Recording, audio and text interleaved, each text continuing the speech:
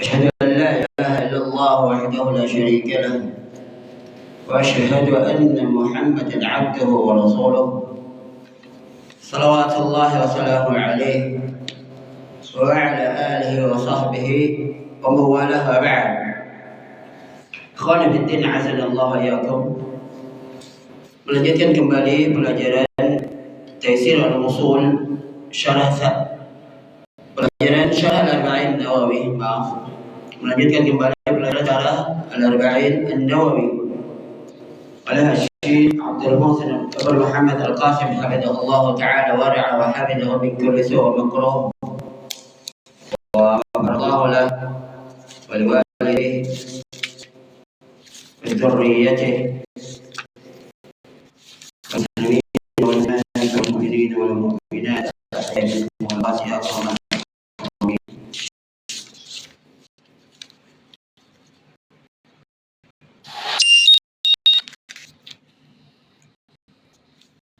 طيب, hadis yang ke 31 hadis as-salatun.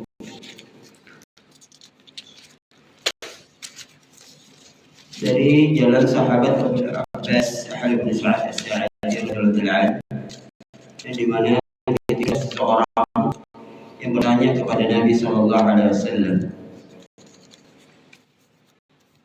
yang diriwayatkan oleh Ibnu Majah dan yang lainnya dengan sanad hasan, juga diriwayatkan oleh Imam At-Tabari dalam diriwayatkan juga Abu Nu'aim dalam Al-Hilyah, dan demikian juga hadis ini diriwayatkan oleh Imam Syu'ab al-Iman, dan derajat hadisnya oleh Imam Nawawi itu hadisnya hasan, yang dimana sahabat ini bertanya kepada Rasulullah sallallahu alaihi wasallam, "Ya Rasulullah, dullani 'ala 'amalin idza ana 'amiltu ahabbani Allah wa ahabbani an-nas." Wahai Rasulullah, tunjukkanlah saya suatu amalan yang seandainya saya mengerjakannya, maka Allah Subhanahu wa taala mencintai saya dan orang-orang juga senang sama saya. Maka perhatikan di sini, ikhwan fillah azanallahu wa iyyakum. Dari pertanyaan sahabat di sini ada hal yang bisa diketahui faedah kandungan dari pertanyaan tersebut. Lihat konteks katanya, konteks kalimatnya. Tunjukkan pada saya suatu amalan yang kalau saya mengerjakannya, maka Allah Subhanahu wa taala mencintai. Perhatikan baik-baik. Jadi dari seorang beramal, bagaimana amalan kita dicintai oleh Allah Subhanahu wa taala, bukan merupakan tujuan utama seseorang. Bagaimana kita mencintai? Beda kan? Karena kalau seseorang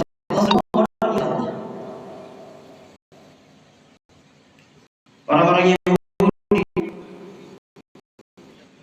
buka agama, mereka cinta dengan Allah, cinta dengan Allah. Para pendeta, para pastor, mereka cinta dengan Allah, cinta dengan Allah. Seluruh orang-orang yang selain daripada agama Islam, mereka cinta dengan Allah, cinta dengan Allah. Siapa Allah? Pemberi rezeki, yang menghidupkan, yang matikan. Mereka cinta dengan pencipta yang mereka sembah.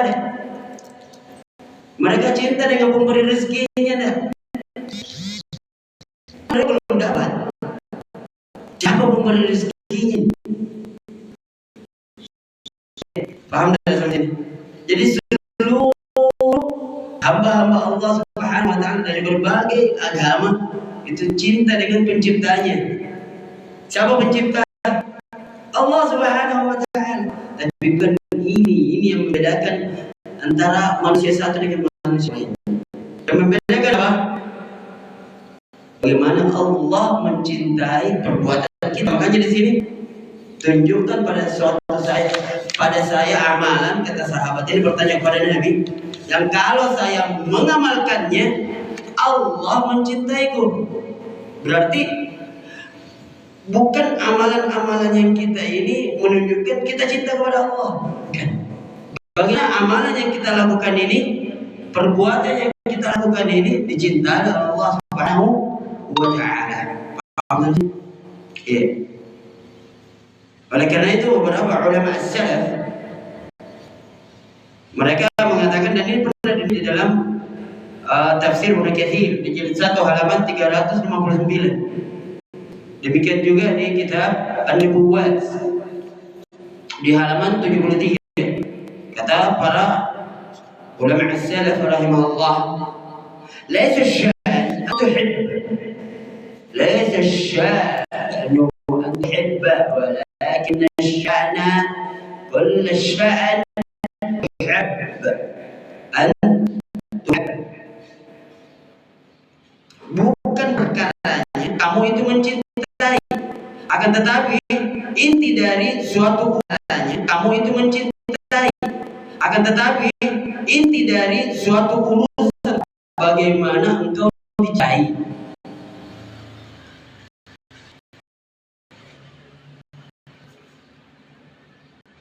Dikarenakan apa? Kecintaan seorang hamba kepada Allah, kepada Rabb-nya, maka ada dua hal. Kecintaan tersebut bisa jadi sesuai dengan apa yang diinginkan oleh Allah Subhanahu wa Ta'ala, atau menyelisih apa yang diinginkan oleh Allah Subhanahu wa Ta'ala. Intinya, dia sudah beribadah, dia amal sesuatu. Jadi ibadah yang dia kerjakan itu dicintai oleh Allah Subhanahu wa Ta'ala. Bisa jadi juga menyelisih, tidak dicintai oleh Allah Subhanahu wa Ta'ala. Orang-orang Nasrani, orang-orang Nasrani, mereka beribadah kepada Allah. Datang ke dia. Tidak ada di misa, ada yang lainnya. Iya.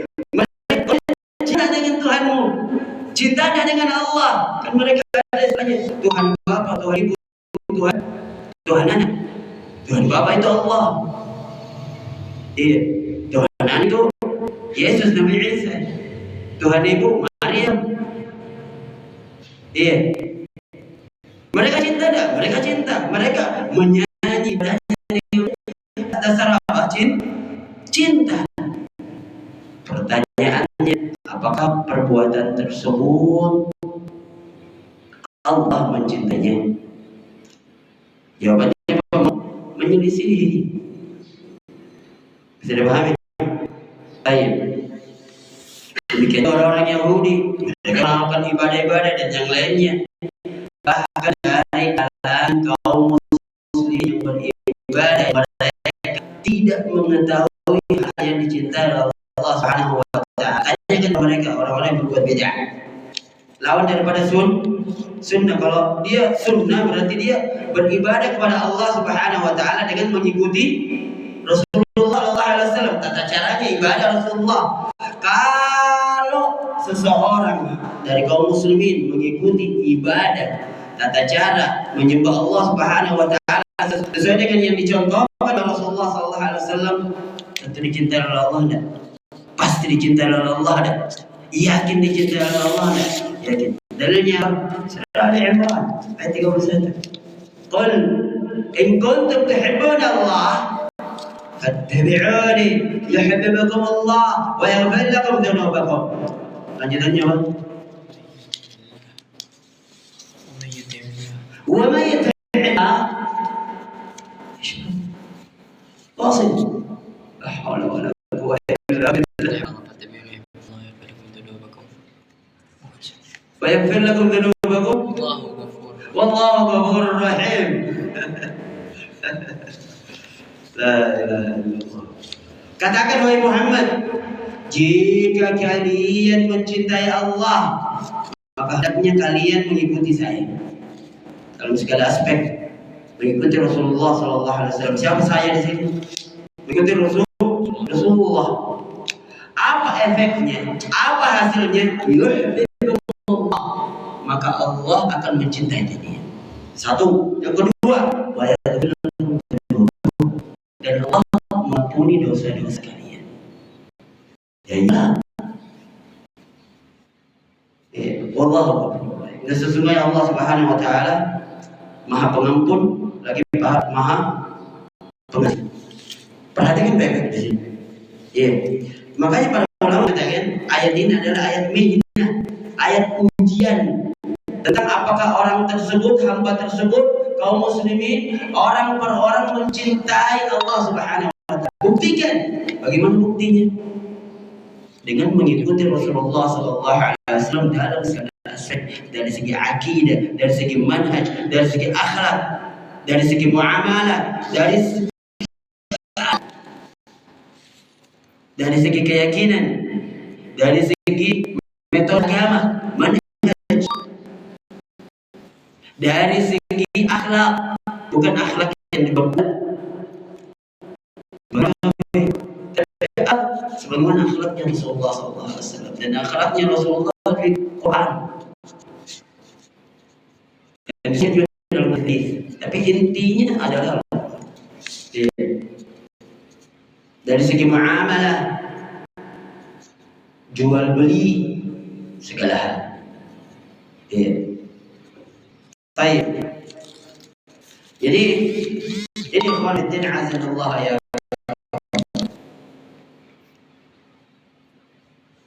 Jadi bukan kembali ke permasalahan, bukan itu permasalahannya. Bagaimana mereka itu mencintai Allah Subhanahu wa taala.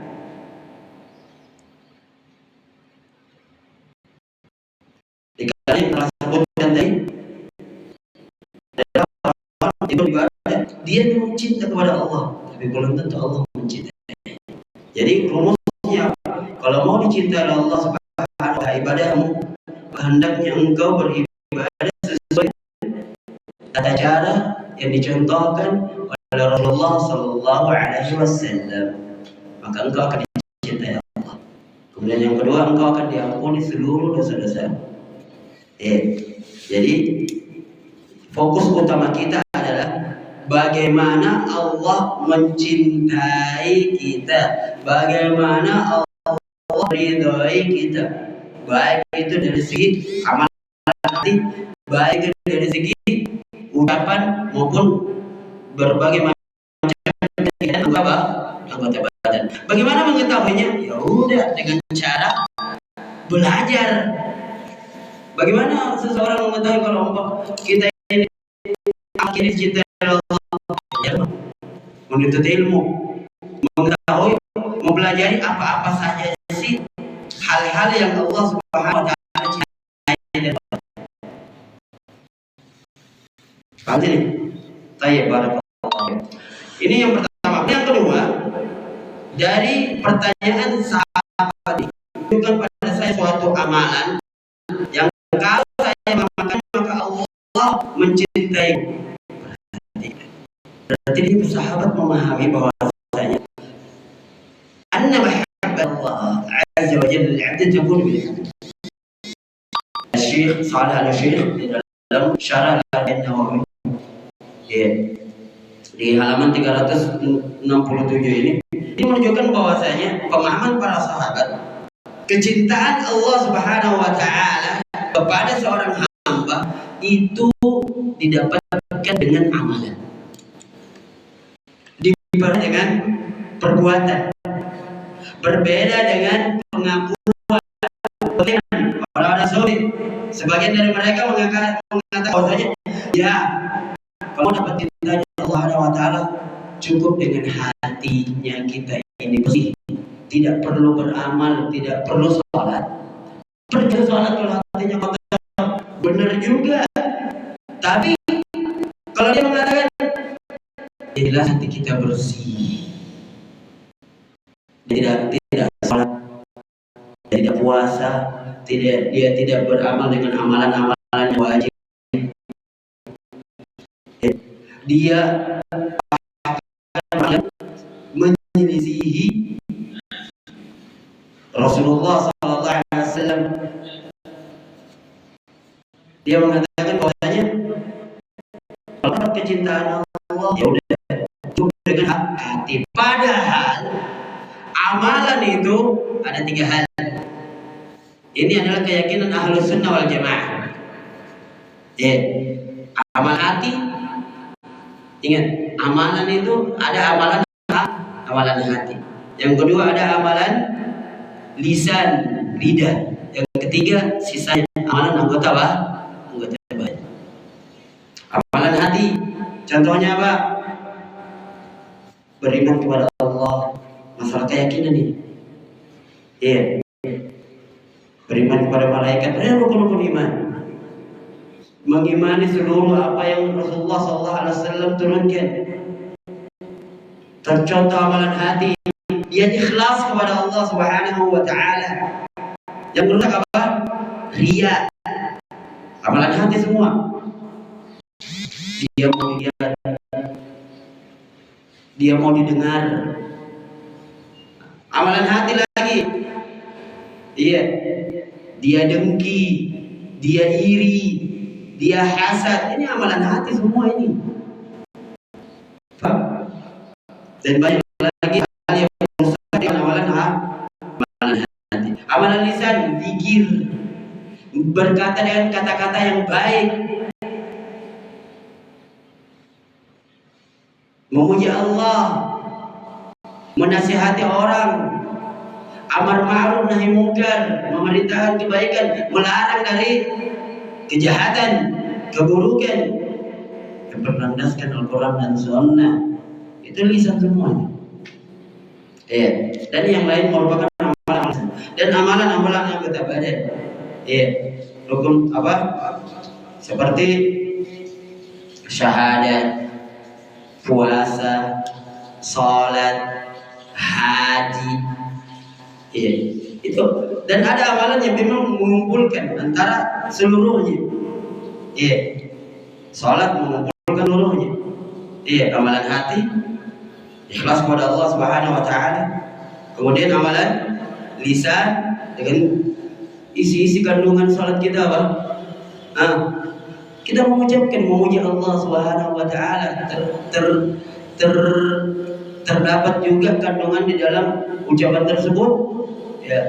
Doa-doa Allah Subhanahu wa Ta'ala, memuji Allah, amalan di lisan. Dan anggota badan kita bergerak sesuai dengan sunnah yang Rasulullah SAW. Tata cara salat kita, bagaimana kita mempelajari hadis-hadis tata cara Rasulullah SAW kita salat, gerakan-gerakannya. Walaupun memang terdapat berbeda-beda antara madhab satu dan madhab lain. Yang jelas kita lihat yang namanya madhab pendapat. Ada madhabnya Imam Ghazali, ada madhabnya Imam Ahmad, ada madhabnya Imam Syafi'i, ada madhabnya Imam Malik.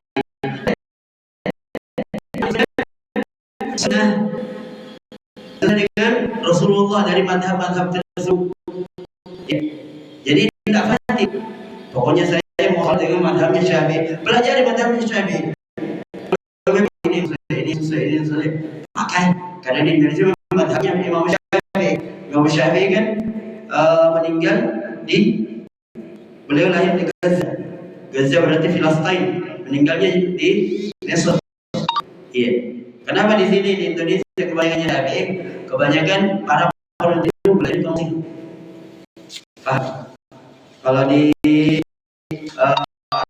itu madhabnya Ahmad Hanbal. Padahal itu di Madinah.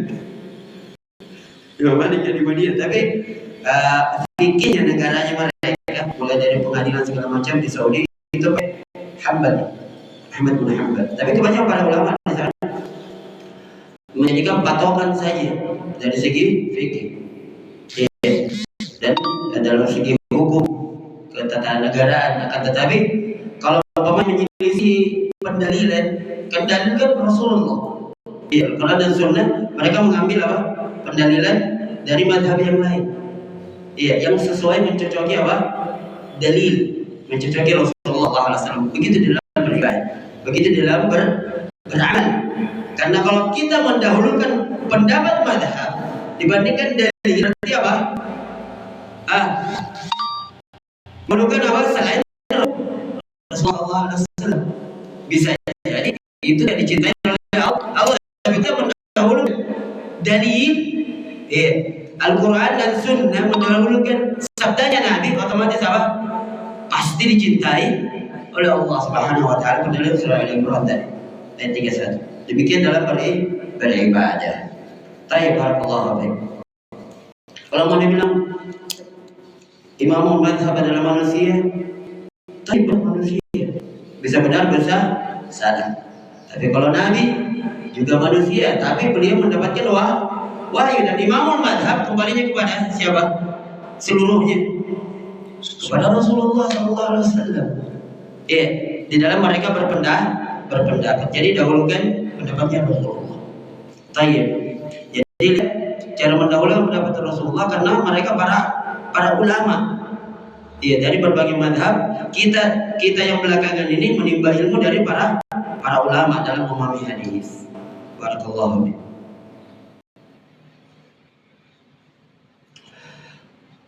Jadi ini merupakan bantahan. Coba perhatikan orang-orang yang mengatakan harus kalau begitu cukup dengan hati.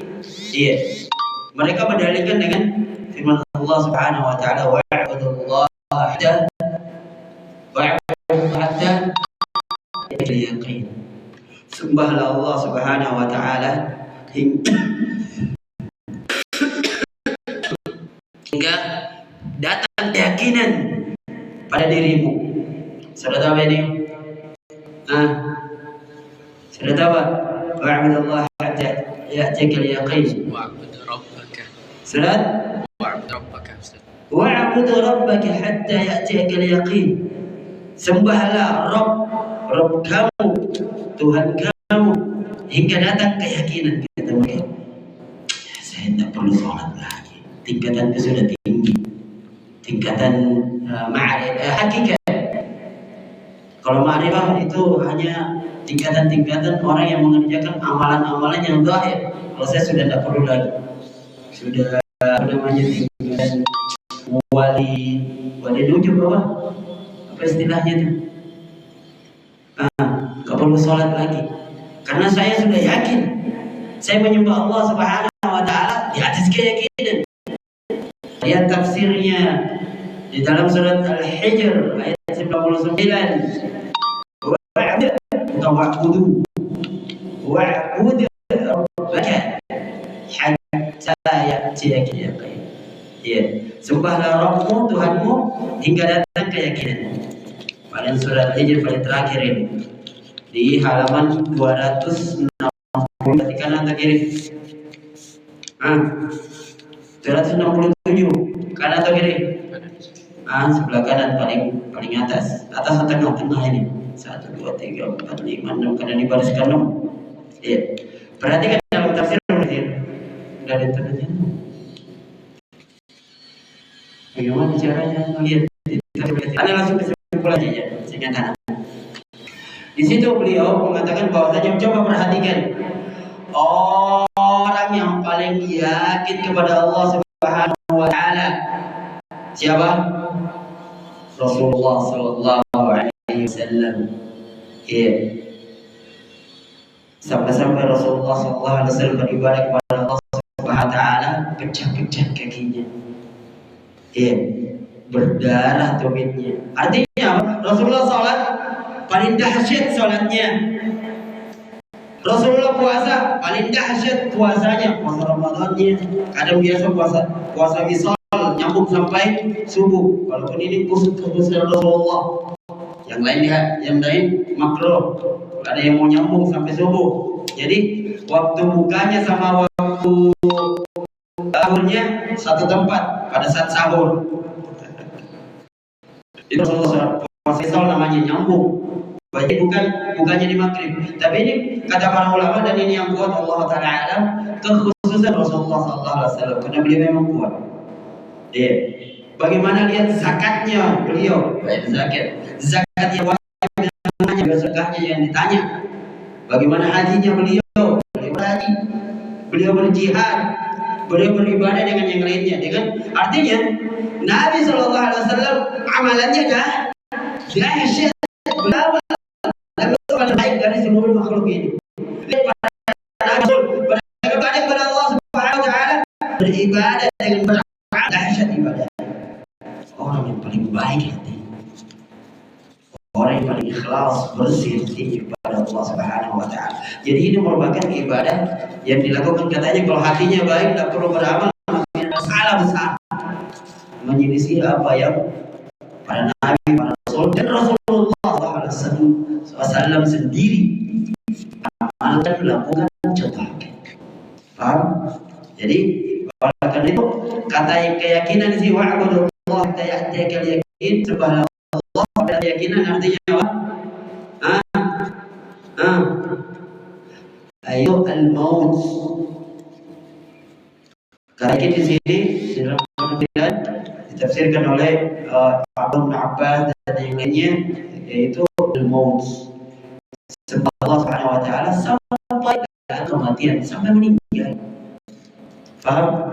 Jadi kita menyembah Allah Subhanahu Wa Taala. Dari namanya menyembah, kembali kepada tadi keyakinan Ahlus Sunnah wal Jamaah, mulai dari Rasulullah, sahabat dan sekarang sampai hari kiamat. Apa? Yazid bil ta'ah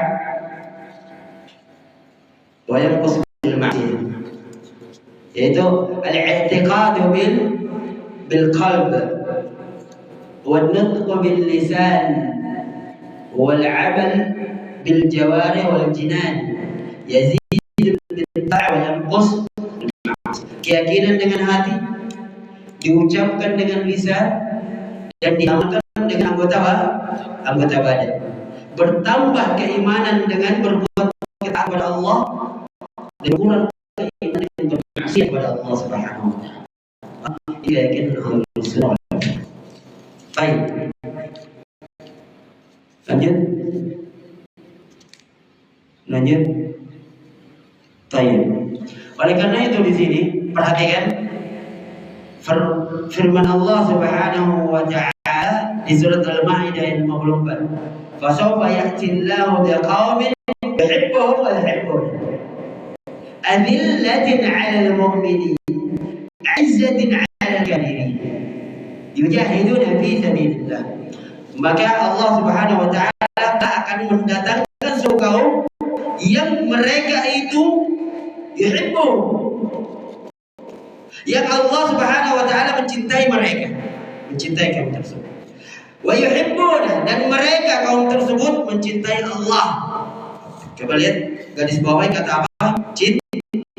Allah akan mendatangkan suatu kaum yang Allah cinta pada mereka. Siapa itu? Dan juga mereka itu mencintai Allah. Siapa itu? Sahabat. Lihat kata setelahnya, adillatin 'alal mu'minin. Mereka menghormati, melindungi, menghargai orang-orang yang beriman kepada Allah Subhanahu Wa Taala. 'Izzatin 'alal kafirin, dan mereka merendahkan, menghina orang-orang kafir. Kemudian setelahnya, yujahidun berjihad di jalan Allah Subhanahu Wa Taala. Perhatikan, mereka menghargai orang-orang kafir, menghormati, menghargai orang mukmin, melindungi orang-orang mukmin. Ini amalan apa? Mulai dari apa? Hati, lisan juga. Kalau menghormati mukmin, yang lebih tuanya, dia orang Islam, dia orang-orang yang beriman kepada Allah, dia tutur katanya baik, dia tidak menghina. Apapun dia, orang kaya, orang miskin, dia hormati. Iya, Bang? Dia lindungi. Kaum muslimin ini direndah, jangan dia bela. Mulai dari lisan, dia mulai dari apa? Dari hatinya dia cinta, dari lisan dia jaga, dia hormati, dari anggota badan dia lindungi. Paham? Taib. Menghinakan orang-orang kafir. Orang kafir sekaya apapun tidak ada nilainya di sisi Allah. Tidak ada nilainya di sisi dia. Dia tidak hormati. Kenapa? Karena dia melanggar haknya Allah. Dia berbuat kesyirikan. Dia tidak beribadah kepada Allah. Allah yang memberikan dia rezeki dari berbagai macam, dari bumi ini, dari langit. Akan tetapi dia tidak menyembah Allah. Dia benci dengan orang tersebut sekaya apapun, karena dia kafir. Faham? Begitu ada kaum muslimin ditindas oleh orang kafir, dia bela. Dia bela sama Allah, dia bela ke orangnya. Membela kaum muslimin. Pasti ditindas, disuruh dibela dari jarak jauh dan tidak bisa doa. Bisa dengan dana, kirim dana. Ya, bisa juga langsung membela yang orang-orang di sana, bela. Bisa dipahami? Makanya wa yujahiduna fi sabilillah, mereka berjihad ya Allah. Ini jihad umum ya. Yang paling tingginya berperang di jalan Allah. Menjelaskan kebenaran agama Allah itu juga jihad. Beramal amalan saleh itu juga jihad. Karena berat. Ya, yang namanya beramal saleh harus melawan hawa nafsu dan yang lain. Ini amalan-amalan apa? Anggota badan yang perlu harus beramal. Coba lihat para nabi, para rasul, demikian juga para sahabat. Mereka beramal amalan saleh. Bukan saja dengan sekedar hati. Jadi hati juga perlu jadi seluruhnya. Hati, lisan, anggota badan seluruhnya. Bisa dipahami ya? Tayyib. Kemudian ikhwan fillah azanallahu iyyakum, pembahasan kemarin. Kemudian Nabi sallallahu alaihi wasallam jawabannya apa? Izhad fid dunya yuhibbukallah. Kamu dicintai Allah, disukai sama manusia. Kalau mau dicintai Allah, izhad fid dunya yuhibbukallah. Zuhudlah di dunia, maka Allah Subhanahu wa taala akan mencintaimu. Zuhud yang bagaimana ini? Apakah dengan baju compang-camping? Apakah dengan kumal-kumal rambut kotor? Maka itu dikatakan zuhud? Maka definisi zuhud banyak sekali. Iya, banyak sekali. Telah dibahas sebelumnya para ulama tentang definisi zuhud, baik itu dari segi etimologi, demikian juga dari segi terminologi, dari segi bahasa dan dari segi istilah. Iya. Tentang masalah zuhud disebut di dalam kitab Zuhud, Zuhudul Kabir, karangan Imam Al-Baihaqi, di jilid 2 halaman 79 sampai 80. Disebutkan juga dalam Tariqul Al-Hijjain. Disebutkan juga di dalam kitab Madarijus Salikin. Disebutkan Madarijus Salikin karangannya siapa? Ibnu Qayyim. Siapa namanya Ibnu Qayyim? Ahmad bin Ahmad atau Muhammad? Muhammad. Adapun gurunya Ibnu Taimiyah namanya Ahmad bin Salam Ibnu Ahmad bin Ali bin Abdul Salam Ibnu Taimiyah. Adapun muridnya itu Muhammad Abi Ibnu Ayyub Sa'ad. Nah, Ibnu Qayyim Al-Jauziyah. Ya, karangan beliau diantaranya Madarijus Salikin. Kemudian disebutkan juga definisi dari zuhud, kitab Jami'ul Ulum wal Hikam, halaman 289. Karangannya siapa? Ibnu Rajab Al-Hanbali. Dan Jami'ul Ulum wal Hikam ini adalah kitab yang mensyarah Al-Arba'in Nawawi sampai 50 hadis begini. Ya. Dan juga kitab Sabit di halaman 10. Ya. Yang mendefinisikan tentang fassara ta'ifat az-zuhud. Beberapa para ulama mengatakan bahwa zuhud itu biasa fi azza wa jalla wa bi'ata'i, yang dimana segala sesuatu yang ada di tangan Allah azza wa jalla, yaitu surga ya, yang dijanjikan oleh Allah Subhanahu wa taala, ya, pemberian Allah Subhanahu wa taala nanti di akhirat itu lebih kita yakini, itu negeri akhirat, dibandingkan apa yang ada di tangan kita, yang kita sekarang di dunia. Iya. Keyakinan kita segala sesuatu tentang yang Allah janjikan di Al-Quran, di melalui lisan Rasulullah, sunnah-sunnahnya, ya, itu kita yakini. Yang kita semangat untuk mendapatkannya dibandingkan yang kita ada sekarang. Kalau kita dapatkan dari berbagai perbendaharaan dunia, banyak yang kita dapatkan, kita akan ke untuk akhirat. Iya, kita sudah, iya, kita umroh, kita haji dan yang lainnya. Iya, tujuannya apa? Untuk mendapatkan apa? Akhirat. Kita korbankan itu semuanya. Paham? Artinya dia tidak tinggalkan dunia. Dia tetap cari dunia. Tapi diarahkan dunia tersebut dimanfaatkan sebagai batu loncatan untuk mendapatkan yang lebih banyak. Yaitu surga. Tidak ada apa-apanya dunia ini. Ya karena yang namanya kekayaan itu sudah takdir Allah Subhanahu wa taala. Orang kafir dia diberi, orang muslim dia diberi, tapi kalau orang mukmin, orang muslim dia kan kekayaan, harta, pembendaharaan, bukan hanya sekedar harta, seluruhnya, badannya juga ini harta ini. Jadi dititipkan Allah Subhanahu wa taala untuk ketaatan kepada Allah Subhanahu wa taala untuk mendapatkan surga, negeri akhirat yang dijanjikan oleh Allah Subhanahu wa taala. Ini adalah orang zuhud. Jadi orang kaya bisa katakan dia juga zuhud. Nabi Sulaiman zuhud. Nabi Daud zuhud, para raja, para nabi, para rasul semuanya zuhud. Rasulullah zuhud, para sahabat yang kaya-kaya, Abdurrahman bin Auf, Utsman bin Affan, Khalifah, Ali bin Abi Thalib, Khalifah, kaya. Mereka orang zuhud, ahli zuhud, ahli ibadah, terkumpul semua. Iya, Nabi kita lebih lagi. Barakallahu fiik. Oleh karena itu hadis ada sahih, tapi ini bukan sampai kepada Nabi sallallahu alaihi wasallam.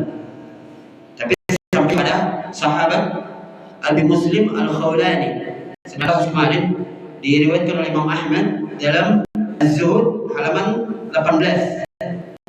Ya, kata beliau, "Laisa az-zuhad fi ad-dunya bi tahrim al-halal wa la idha' al-mal. Inna az-zuhad fi ad-dunya an takuna bima fi yadillah aw taqum bima fi yadayk.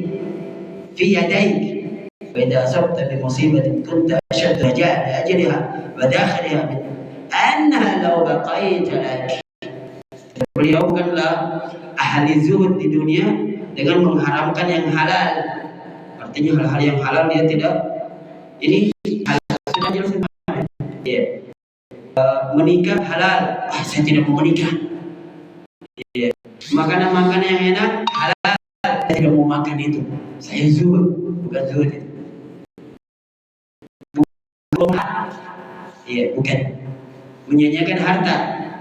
Akan tetapi yang dinamakan zuhud di dunia, definisi zuhud di dunia adalah engkau jadikan apa yang di tangan Allah, di sisi Allah, engkau lebih yakini, lebih harapkan, motivasimu dari negeri akhirat, pembendaharaan yang ada pada Allah dibandingkan apa yang ada di hadapanmu sekarang, apa yang berikanmu dan selanjutnya. Paham? Baik.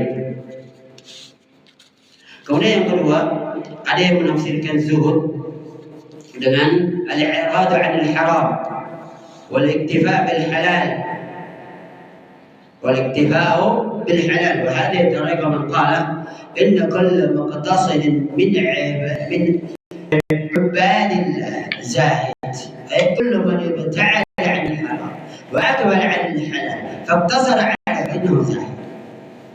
Baik, ada yang mendefinisikan adalah menjauh dari yang haram. Dia mencukupkan hal-hal yang dihalalkan. Jadi ini metode orang-orang yang mengatakan bahwasanya setiap orang yang pertengahan dari hamba-hamba Allah, maka dia adalah orang yang zuhud. Yaitu setiap orang yang dari hal-hal yang haram, dia hanya mencari yang halal, hanya mencukupkan dengan hal tersebut, maka dia adalah orang yang zuhud. Maka definisi ini adalah bagian daripada definisi zuhud. Paham?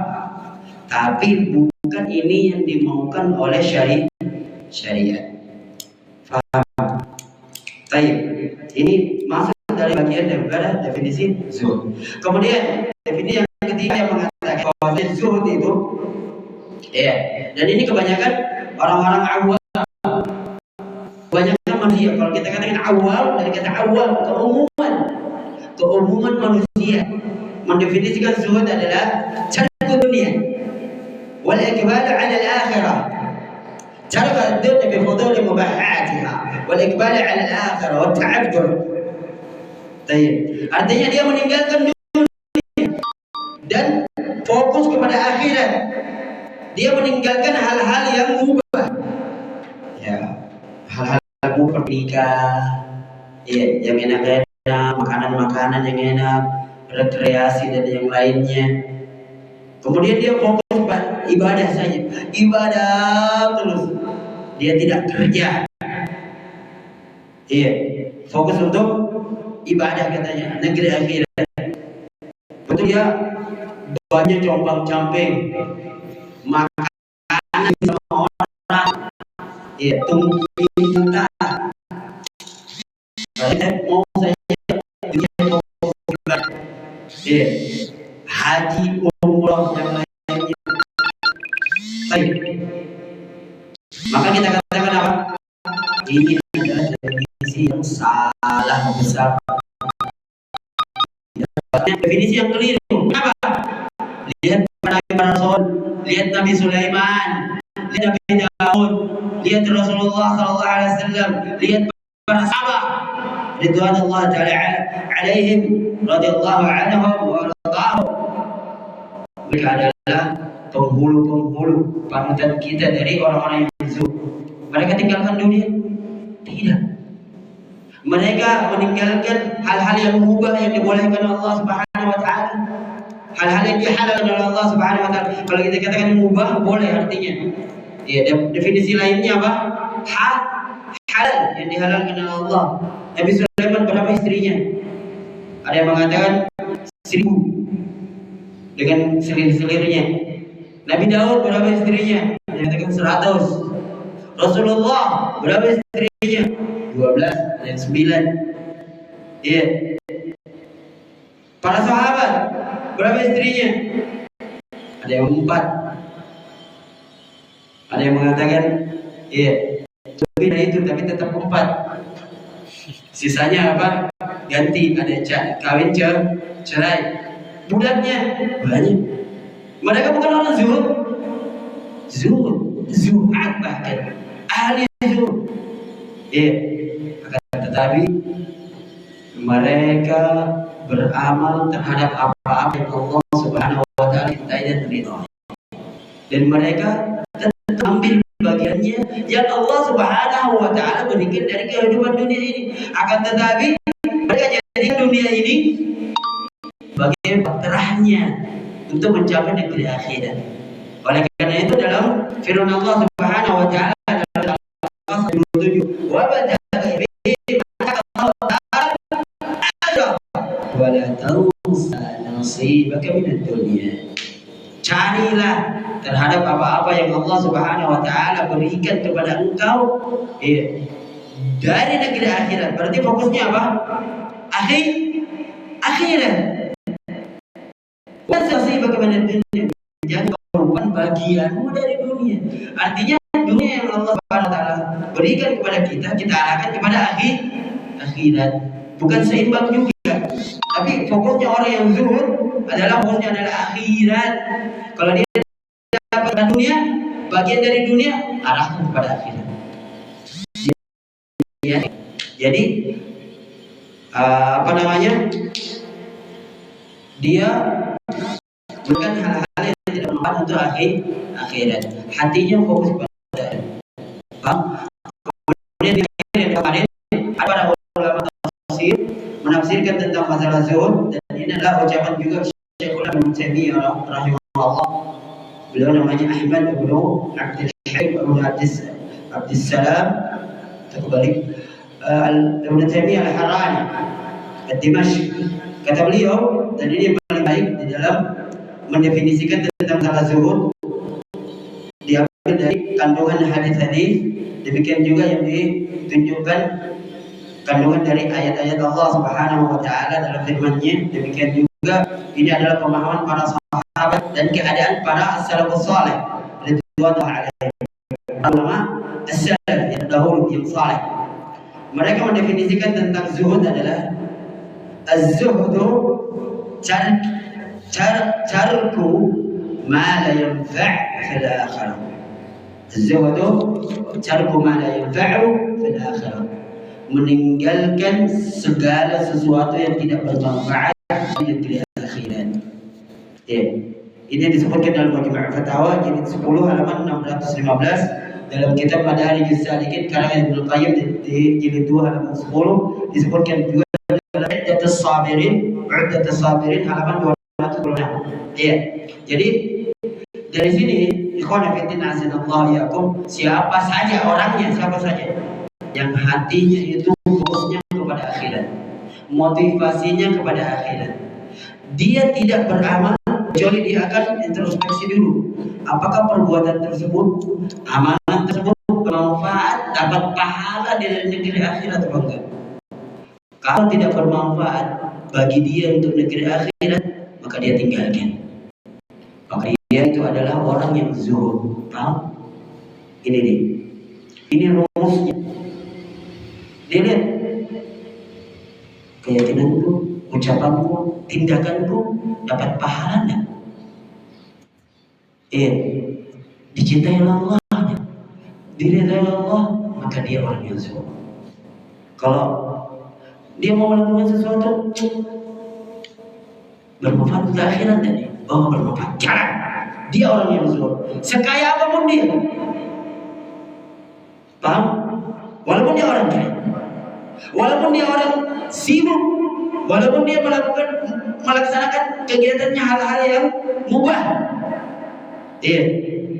tapi yang fokusnya apa?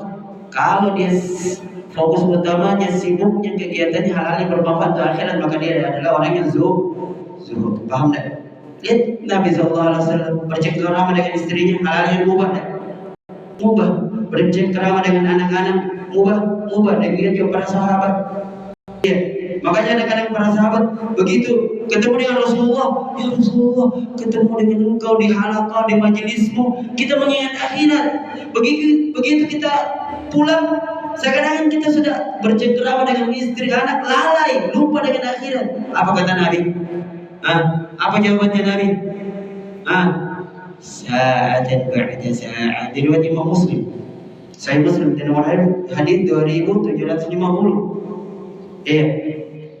Di peristiwanya Hanzalah yang bertanya, apa kata Nabi? Ya Hanzalah, sa'at wa sa'at. Wahai Hanzalah, sedikit demi sedikit. Memang demikian. Kalau kita di rumah, perkara mubah. Kadang kalau kita rekreasi lupa dah. Tapi arahkan pada mubah tersebut lagi akhirat. Ya, begitu indahnya, begitu besarnya. Kalau gitu hanya Allah lah yang pantas, yang berhak saya sumpah. Saya harus lebih rajin lagi ibadah.